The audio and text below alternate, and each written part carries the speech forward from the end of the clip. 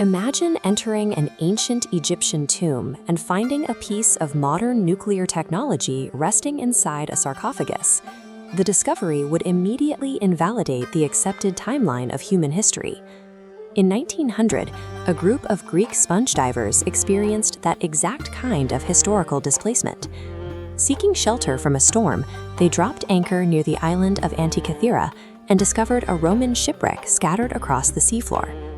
At first, the site yielded the standard cargo of a wealthy Roman merchant vessel.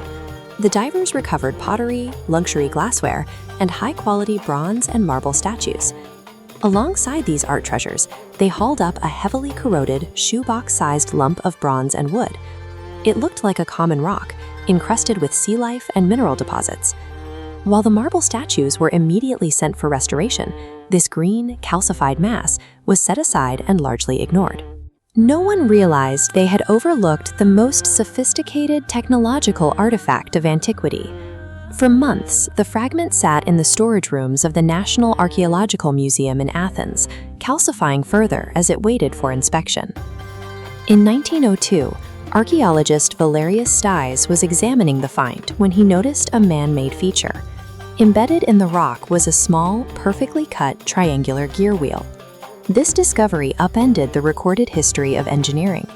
According to the archaeological record, complex gear trains of this quality did not exist until European clockmakers developed them 1,400 years later.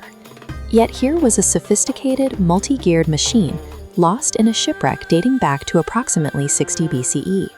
This single fragment of bronze proves that the ancient world had achieved a level of technical precision that was previously thought to be impossible for the era.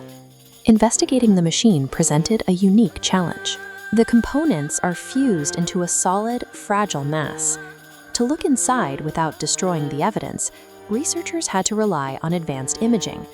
In 2005, a research team used a custom-built 8-ton X-ray CT scanner, originally designed to inspect turbine blades, to peer through the layers of corrosion. The resulting scans revealed a dense network of over 30 interlocking gears, each hand-cut from sheet bronze with triangular teeth no more than 2 millimeters across. These scans also uncovered thousands of tiny Greek inscriptions etched into the internal plates, an instruction manual for the device that had been hidden for 2,000 years. By analyzing the gear ratios, researchers identified the device as an analog computer.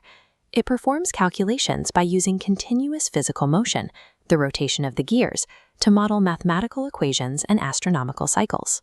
The device is a dedicated astronomical calculator, a physical model of the solar system designed to map the heavens through mechanical movement. The machine was operated by a side-mounted handle. By rotating the crank, a user moved the pointers across the dials to select a specific date. The mechanism could track the positions of the sun and moon, display lunar phases, predict solar eclipses and lunar eclipses years in advance. To replicate the moon's irregular elliptical orbit, the Greeks connected two slightly offset, overlapping gears. As they turn, a pin slides within a slot, mechanically translating uniform rotation into a variable output speed. This perfectly mimics the variable orbital velocity of the moon. Beyond astronomy, the machine also tracked the 4-year cycle of major athletic games, including the ancient Olympics, using a dedicated dial to signal upcoming events.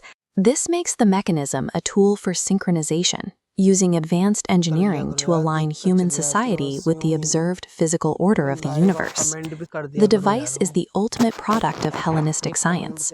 It proves that Greek astronomers and mathematicians had reached a level of theoretical and practical engineering that was not replicated for over a millennium.